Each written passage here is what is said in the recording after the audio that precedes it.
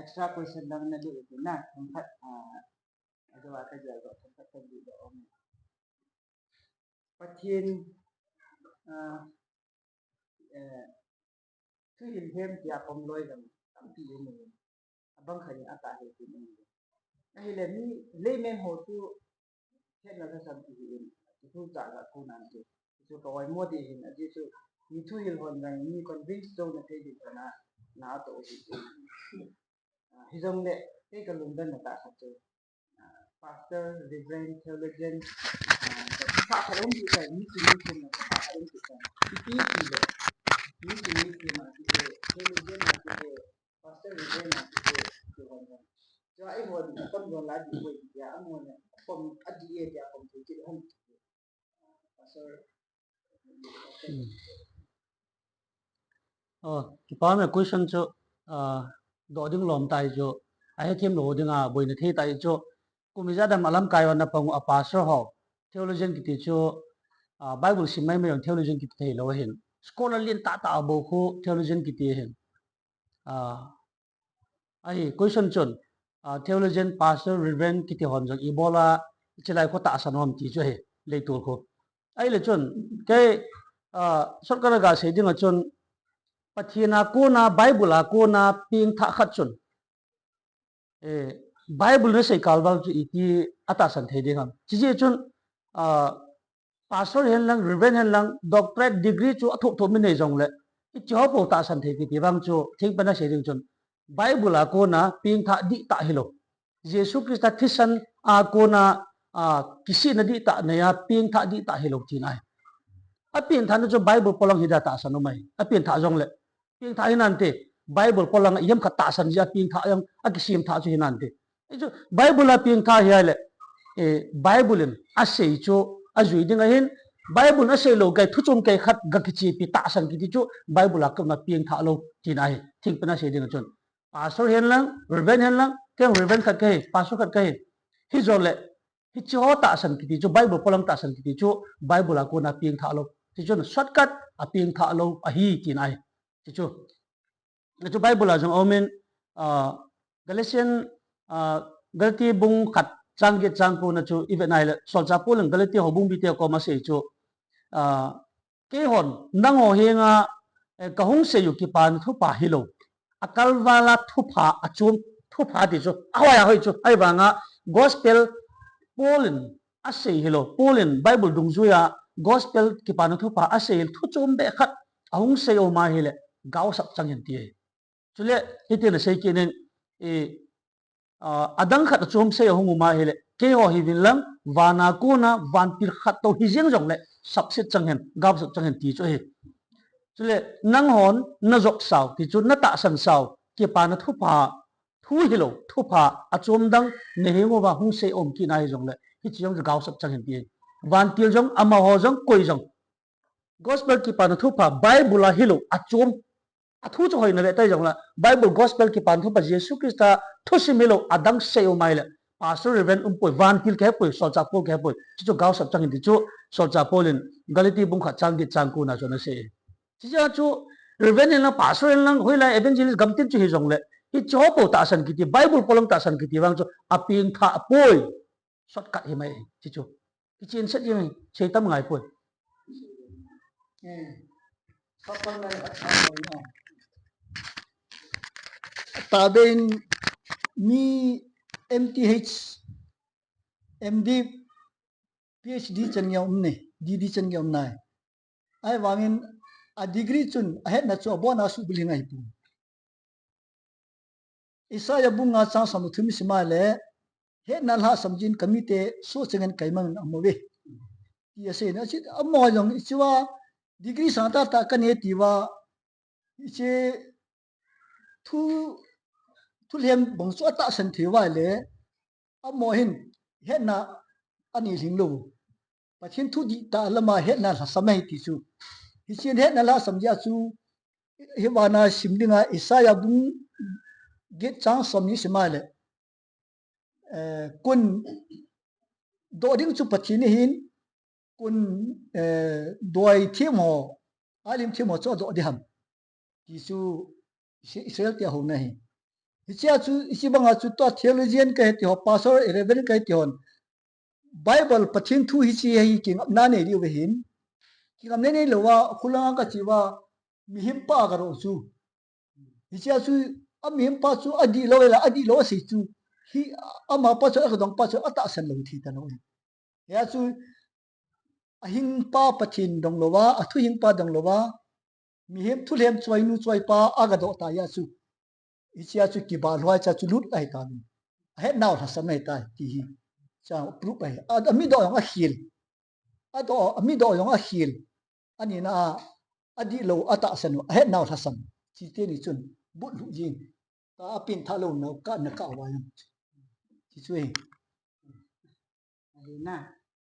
cái neo phải hình hạt về từ từ lăng lấy tool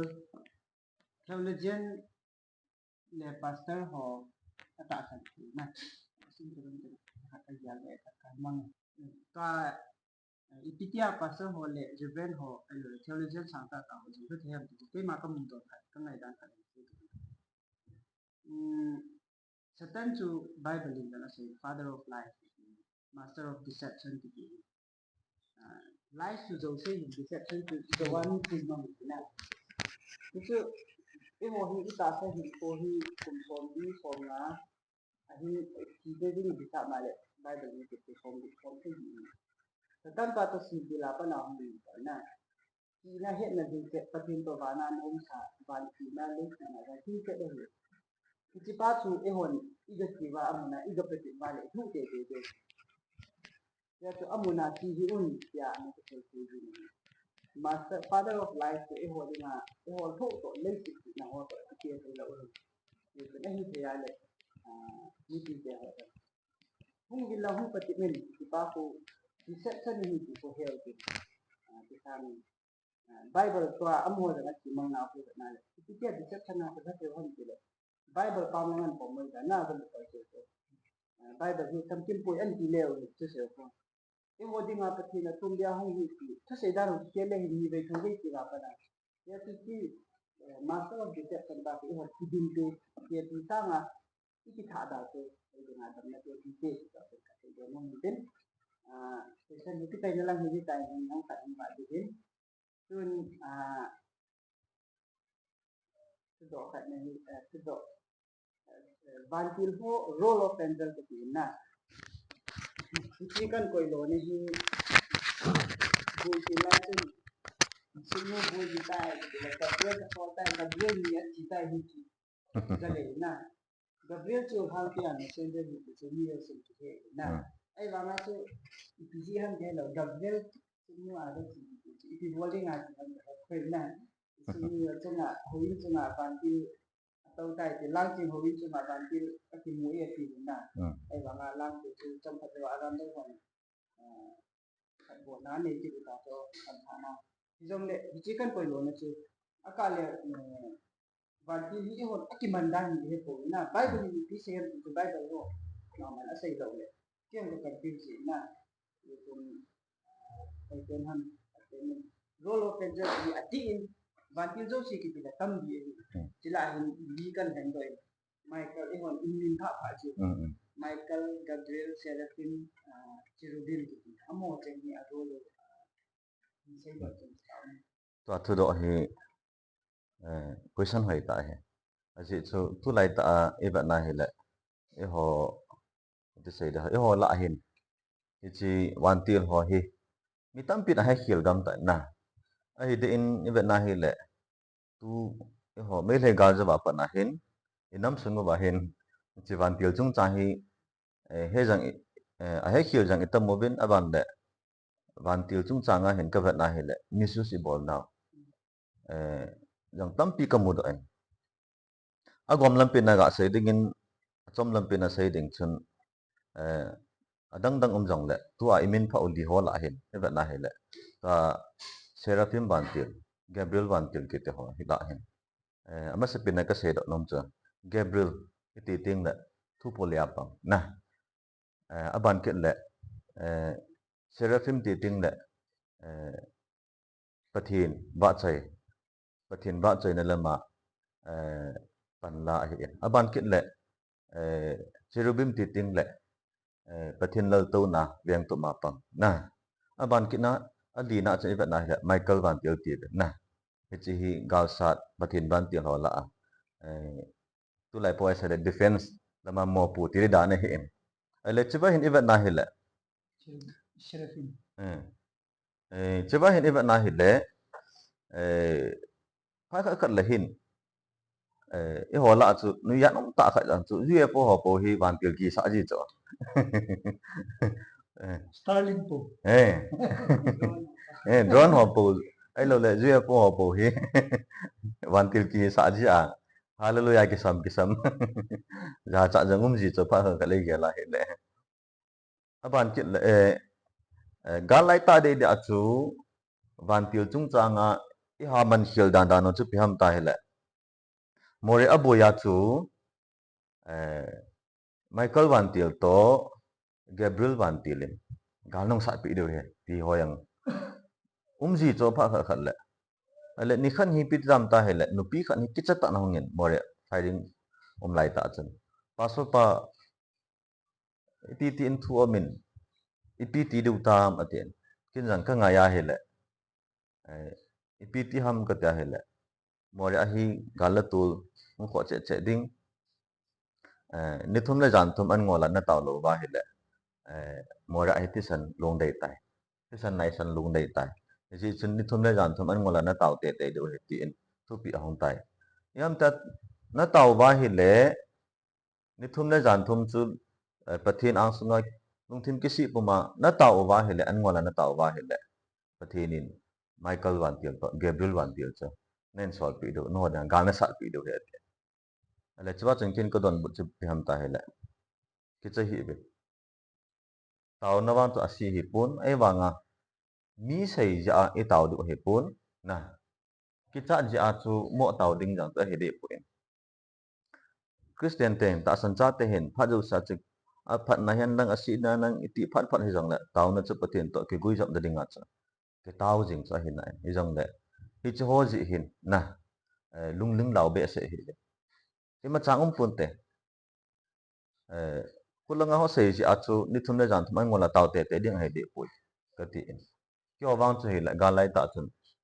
jan khu wa in na guitan lo ta na ka nei ji be hi chi chu pathin lung se nin kusunga jeng ma cham pun aban le ka wa na hi le thung thun dan cha Michael van til Gabriel van til gal na sa pi du he ti chon ni thum le jan thum na taw wa hi le ai le cha chu ka wa na hi le adi lo khat ka mu do chu phem tai le van til hi i ho dei phat na i ho dei na mu na ke sol le da nam cho so le jang khai da na ke nei ta cho di ta lo cho cho chu a khat na ka sei do ani na chun Gabriel van til gal nong sa pi do ti pa pum dia di ta lo cho kin jang chinya chin ka sei jin Kargil bala chun postman hon thal ke do men gal na kun pu ga biji nam ta hi le gal sa ding chu army um hi na he chun i tabang thu ho hi ta san lo ding wa mang na thei ding thu ho hi ki pui mang sa hi ben ta san hi vin ti in ho bu mi ho cha patan ka sai pi na hi le patin lu si nin ima boi ta pu ta ka sai do nom pin chu pham ta hi le pathinin athil sim zo si ake man na ding lam dol cha asi mai cha hi chi ba nga chu van til ho jang chu ama pan mun ding su ke ya si ma hi aban le pathin lu gut su bul hit ding le pathin aman cha na nom phat na pathinin aphat tip nam hung sunga chu ke mang cha ding thil zo si hi systematic ta chal ding a pathin asi ma hi ei banga chu i ho en pathin til si mo chu ei dei phat na phan de tila Moreh langa ke sol phan de lam ka langa ke sol phan de hoi dei na ke sol da na ki ko ta cha chi chu hi la pathin sa nga chung nung zo hi u tam chang chu gyal thei kha da hi je chen tu nin ka sei do nam chu pathin in athil sim zo se hi ake man cha na ding dol cha asi ma hi wan ti ho jang hi ama pan mun chi ke mang cha dinga asi ma hi in aban la e chi wan ti ho hi pathin na to na e ja kai pathin ki thu pi dinga pathin asi ma hi in mi hi min ei ma dei ya sol le thei ding hello mi min ei ma dei pat pha na su sol to sel thế rằng hệ bồi tiệp bắt trong lòng bên cái xây đó nè bạn tin âm ngồi cái xây thải lấyตัวเราcáiวันก็สวยจุดประเทศนี้มันสวยไอ้บางอ่ะคือบ้านนั้นเสียตัวนั้นก็เป็นเดียวกันนะบ้านที่หัวที่ประเทศโลกที่ญี่ปุ่นนั่นเองอ่ะนะเอ้าไม่ให้การโดนนั่นเองอ่ะตัวที่มันเป็นเดียวกันที่สุดนั่งทุยโลกที่เราประเทศทุยเราโลกที่ถ้าตัดตั้งแต่ทุยโลกที่นั่นทุทุอภิสาหิเดียตัวอภิสาตัวที่มันเป็นอารมณ์ที่เดียวนะที่สุดเนี่ยก็อิสระนี้ก็ที่EPISODE anu ang ganti no man solid ke wan ka solid ko ipati ni solid na ito dahil tao na misuse dia misinterpret ko na danin ka mo ito na ipirang le banti ho to ti man ko ti no ti ko ngan si na ai mi ma Old Testament na aptunia ke mang Israel ke gal dong te Israel ke kalau sa demo Michael Vantilin gal sa dikiti nang sa nang tumiyaw timulong Kisibi atun gal ni sa ru han nang ile tu nyo yo sa kiti theri ya ai yung su tu bang ale Vantil Michael su galam ka hin pen pa su Thuphon bung som ni simle chun Dragon lam kaina Vantil gilo hojo ko no ba Michael Vantil lam kaina Vantil thengok ko no kisa no ba isa galam ka su Michael Vantil hichiri nga chu nikhat nile iche Vantil gilo hoju Vantil thengon abol sa adinga pachin program agut pa chu hichal galam kana su Michael Vantil ki hin lei sidam himte ga sa huninga kileni lo pichu Hisu kilengi terhen lang le Israel te gal su Michael Vantil ne sa hu kumliya ai wanga Israel te ga sa hu su pachina mata hisu Michael Vantil man kha lo pi ya su chi Michael Vantil su gal galam kaya kiti ya su tu lai gal to hin ami so ba misinterpretation me boge hisu ka se ni cho anh isu min lo du cho pathin thil sim la adin avantil ho la hin event na hin isu min lo du cho pathin vantil ho hi ku ki ti ading se sa ki se mai pui na ji chun ku ki te gal zon na ding mai he gal zon na ding elo le gal dang dang in nei na ho ba he ku ki ten gal e zon na du mai hin pathin in avantil hin sol pun te so jang an sol lo ding a sol ding in jang ging cha pu te ti cho tu na ka sei do no me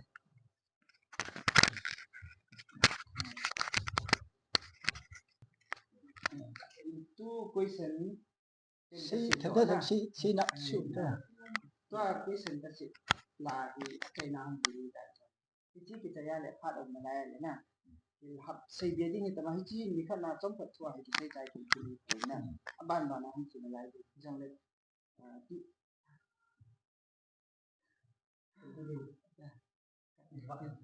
jang le tu ni ya ding a hi te man clear ka bo sa question na a chai na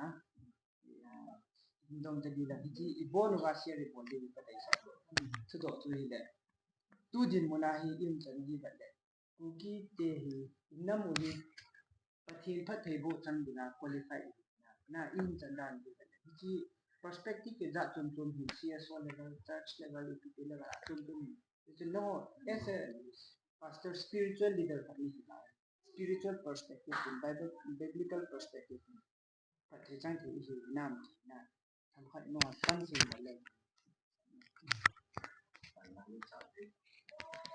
phat thi kiti hi kikilor o tho hi to so hin kim lo hi pathin thil imo pi ui phat thi kiti hi ya ko na chi masa chon phat na pa su hi chi value chu i ge vera I compare al yo hi phat thi chang ding lom ti nai lo hi jeni mi ti le Israel te galmiam ho nau chu balan ho jiu mosi dan thu an ju ta lo pha no wa chu pathin ulu ha nga aga chung wa gen thi ha sa nan an ni an su sa ji to ku ki te hi ta bang Israel te din muna ko na si alim su I vera le milim ho din mun hi su to hi thil ha ki chip namun tam ta tu lai thiam gao khangi talo wa thiam gao thu sei ta pathin thu hi talo lam kai ho amamin ki pha tari le mai kal lam jo thangin ke man ka chin ke ye si so lam kayo se ho do gam ta ati chu lam kan national lam kai leader ho yong corrupted hi gam ta tin ta bang hi chi ta bang lam kai corrupted hi na pathina ki ngai lo ho chu iti awa hap na chu phathi chang thei ram hi ya hi igalu hi kho che hi ya phathi chang dinga lom i lo naw chu chai ke phachi nei tai gali ni pau kho che pa hi ya chu tu le tu din muna hi phathi chang dinga qualified hi tapu ve milhamin milim ho lampang thilha thu lampang ithanom tawin lam kai ho corrupted ne bucha gu na dim tawin hola mayong ki thing talo political lamang ki thing talo anya chu thing talo ya chu pathin si disqualified in now tu le to disqualified in now I mean apa som nai ai wang apa lewin ale zo ai tai ti akin ni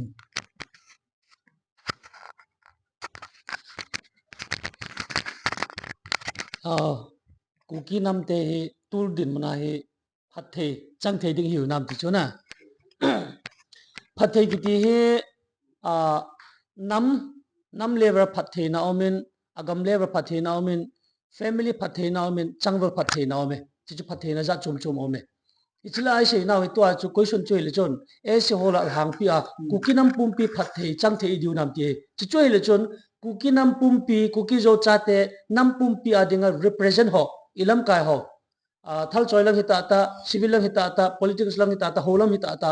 ilam kai chung nu mi pi zo se kai khom ho din mun hi tun value hen Israel te din mun chutoi ga bena tong ki sei masa bang chon apa thin khel nam te isu tawin ken ka khel lawang kalam kai pa na khel chula na am dan chu nangin karap na bolo banga nalam kai pen pan karap ba bol chula chi ja chu nation gam khat kuki zo cha te nam pum pi phat the chang diu na ti ji a chu ken thil pha bol ka bol ja chu kuki nam pu hi thei lo ding hi ilam kai na pu ji Israel cha te chu David lengam khanga chu lengam ki khen lo hin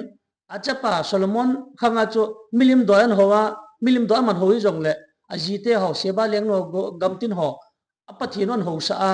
gamtin mo de lam koi tina ain sum chen gya chu milim doan koi pha na chu alengam chu pathinon su ke ale Israel lengam jong chu juda leng mi Israel lengam hin aleng te hovin pathin za da pathin do ma man bol ting le agam anam pumpia dinga chu gaw sap chang ji individual ko nam lo pi chu kain sung gaw sap lo chu lam kai te na po lo pi ken mi pa khari na chun kain sung chu ken thil pha ka bol lo ki ga ding to a chile kuki zo cha te inam pumpi le bra chu sa mal chun ilam kai te din mun ibe na hele no mo sa da tawin ten pathian phat de bona chang dinga lom ta bang hi po ve tu te din mun he aje chu pathian to iki gui jok na pathian to iki ka ho ibe na hele bang chun ti zat lung danum ta he a pham nai lam kai abona bang ti he poi lam kai lo jong hin pathian ho gu ta tawmen pathian ki cha ta tawmen corrupted iti ho sumne gu cha gu jong bol ngam lo jong om na ve abon cha ba ngai poi som chu jun che khar jun chel abona ti na he pasal jo si gilowai poi khale ni hong chon si je ai pam thil phalo an bol ji ham ai du da lo ja pasal si kimin se ji boen lam kai jo si ba ngai poi jong le mi pi jo si chu na lubo khale ni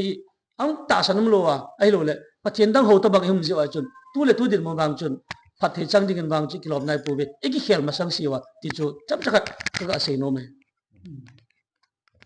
so na mo ka tunya dinga do cái question cái prepare cho China chung hi tan na tun concluding remark bulletin na ho pastor ho akon na nang man na lunggel na sai no mo mi pin aja dinga na sai no mo au ma le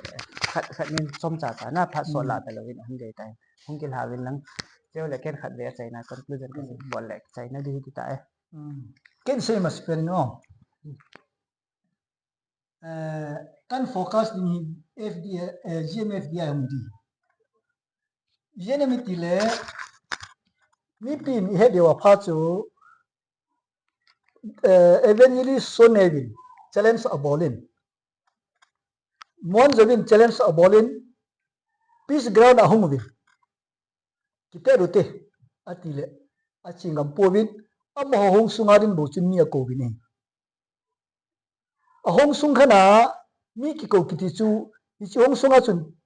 power ame khadame tinai ya chu chu lut jo si chu ichi thuil di 11 amet ta ya chu asunga control ta ya chu adi lo na pa chu mendo talawin a phapen chu mi polanga mi ho thu following doin tabangin amet chu amet ho chu menta yong le adam si chepi levinum leven phapen ni ngi tu le twa advice ka pi nom pen chu chi raute ki tha raute boundary sam khana kho kal le na lu le ichi nanil thelo thil chu namet khare ta chu chi rawin ama yang hungdo ngam lo ya yang ilu lo diu chi chu yo ding an dam na pe ni de ti kan thumok na no ni thumok no ni ya ale pin ka sei nom chu hele ka chu asai masapa riven puan sei chu hele kulang pokasa sei pin ka sei nom chu hele nam sangu din manahin tham khat ka sei da nom chu patin thulam hen lang ta sa thulam hi jang le force kiti ke manda le ti hi ka dai sa he aje chu patin thu ade de in patin thu hin force ana ke tong thailo force a mi ki pui thailo ai patin thu lam do la he aje chen cái dòng hồ bunga pastor cái hiện cái hồ bunga nong cái khop lâu lệ nó sụt chặt lâu đi cái hồ bunga nó không lâu ba hiện lệ và tiền phát thầy bu nó chặt thầy lâu đi tất gì thầy lâu thì mình đang còn mất thế giờ cho hồ thu lâm cái tia hiện force cái manda hắn lang ở đây đến coi ministry hắn lang coi hồ bung thì dòng lệ ấy mà chẳng phát chôm nó đi nghe mi đang dòng he force in câu tệ tệ ấy lâu lệ mi đang sụ bôi tệ tệ thì cái bò đã hắn mình ama ta san đúng rồi azut lệ khát azut lâu ta hiện dạng lệ mi cái force đã lệ chỉ hi cái bát thiên hậu nào tới cái tụ đình hầm tì pa cái man cái đấy sana na thầm khát cần xây hiện tin tu na bana tua thu do le ki don bot phasa pi in bol na wa ken ka conclusion nom che hele yam tôi den mono he gya la hele anjo a phathi chal chal lo ding thoi sei ta ben che hen chi ngai to hiten ken no cho Moreh taw khom na kan sei sa hin inam pumpio ilo lin thelo naw ai lo le pham tu chen ge in no pha naw hi ajiam tai ding hen hi chi chu cái hi kha nang ni kha dinga hi lawang chun mi wang si pen hi di oi ti choi che da bang chu mo wa hi jong le pathian nangin ne sumang tawin cái yong ne sumang jingen ke ji aka kukinam kuki zo cha te kanam pumpio kalha ma wa gulela ko mo mi chep da kom sagwin ka hin nali jing tan te ki ko ki la nei ini chut ki ngai to so ke dan lam kai thal choi ke poi pasu ke poi politics ke poi nang ja ke ja inam pumpio gau sa chan sangin surrender te che ka no me nei na pathian ho di lo la khia lo na toira no di lo ki khia lo ki khelu te ije chon keiji azona pan kha ding judas karona pan kha ding hi ki chau hitin ki veng so ke hitin hobung member honjong hobung a pastor ho reverend ho elder ho deacon ho pathin e koi pi ho sei kalwala polanga thu hol po hitin ije chu hobung ki ti chu ke gamte pau chon mythical god kha ken le an ne azolo ding chu hobung ai char se hobung ki ti chu damun get in jong anu azolo ding hobung kiti e je chon hobung kalwa I pastor da se kalwa len thu da hol bo den je chon tu chen ge ya inamu kino pha na jong e hoila EPCM ti jong hol hitin nang je kha ding ke ji kha ding ba ki cha su ke te achu ti lwai le chon e cho he apap jong li ne na he chapang cha ke ba ki chat pe ne ke jen kain sung mi ke jen ka hobung ke jen kanam hi chat bai lo khan de ti pa jo ka ki be ne ki veng so ke ti wang cho a koi jo si lam kai mi pi I bon cha ki ngai tu ni ven a ki chai na pe na ka sei no me ka ki pe ken atai na ka sei nom tu hi le tu lai ta hin ho thulam do la ka sei do nom cha tu lai ta mi tam pi na he them lo mi tam pi in pasal ho oi mona holam kai ho oi mona tampi ine jingobin ji chun tu laita egam sunguba thu hilem ti ting la i ho context sa se dinga mi tampin thu hilem ki tila Gmfdi bo thu hilem agyal hi chi se hi lo hi thu hilem ti le aline ania ben jang namai chapangin jang Gmfdi te se event ben chi chu hi lo di thu hilem tampi ma hi jong le tunin ka sai do nom pin chu piam ta hele e pasol te ho hian lang ho bung lam kai ho hi jong le ho bung mi ten e lam kai ho sai nga yu te e lam kai ho thu nungu te aji chu tu chung hi athum bei chan nai ta phan masalaizen adal card ang so telin mi tampin number jagup som gup lugup ahita atin cha chan pasol te ho en hang san ta in thu hang san na kin ejin ahipui ta san hi event ti in ana ke samphongin ahi wangin mi tampin pasol hon jong pathin thu ahi na bang tan asai ta pu be ti pobin mi tampi an hem hlawin chele hobu mi tampin pasol ho hobung lam kai ho ahin dem movin ahin subin phanong cha cha lem tun adhar card number jagup somgup lagup ahi loran akichi ta ne ale tun adhar card ni ke kap lo ho toy chana boi tawam na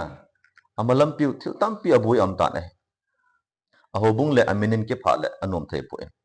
al ani na ka sei do nom cho covid lai ta in event na hele lai ta chun covid vaccine ang su do ke ta na hele mi tampin number jagup som gup lugup to ame be ke ni pasal te hang san tan ke sei jin number jagup som gup lugup hi pui ta san hi win ti in an ke sam phongin hang san tan ke sei jin ahobung bang ke sei lo de mun khana seminar ka china wa chun pamlanga hobung mi ho en think ke choi jeben pasal ho cho ka sei khilo le je bi le de ngai nga na lai ho cho ni ja em ji dan dan no ale tu in phanong cha le na hele covid vaccine chu number jagup som gup lugup a hi lo dan approve ke chi ta cho ni vei chan nan pasal hon zo ki sei poi toy athum chan nai tai tu hil hem gam sung ba ijan ang liang du ta in to jang hi pasal hon hang san ta ki sei jing ding a hi ade den mundan ka te poi more copy context a hin more pasal fellowship a kyomin more copy sunga hobung tong ka thei ding hole more copy sunga hobung mi te suboi thei ding ho jo siwang chu tin le ha to ki ting jing di a hi hang san ta ki sei jing ding a hi heti hi ji chun hobung mi ten adal ka chung chang covid vaccine chung changa pasal hang san ta thu ta ki sei ho nungyal do hitin tu chunga thu ta ki sei ho jong hi phate ke chan chi piu hitin phat chom nan neu te ti a chai na ka thumop na no me he ke pe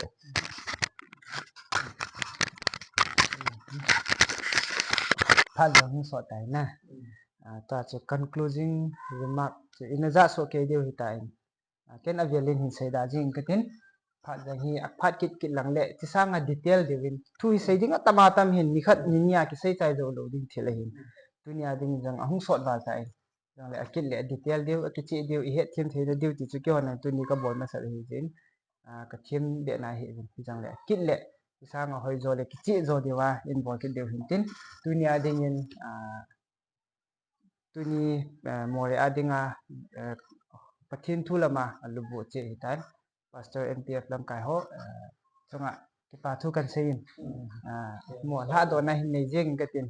je tunia dinga I pha ro ki chai nai tan te pa mai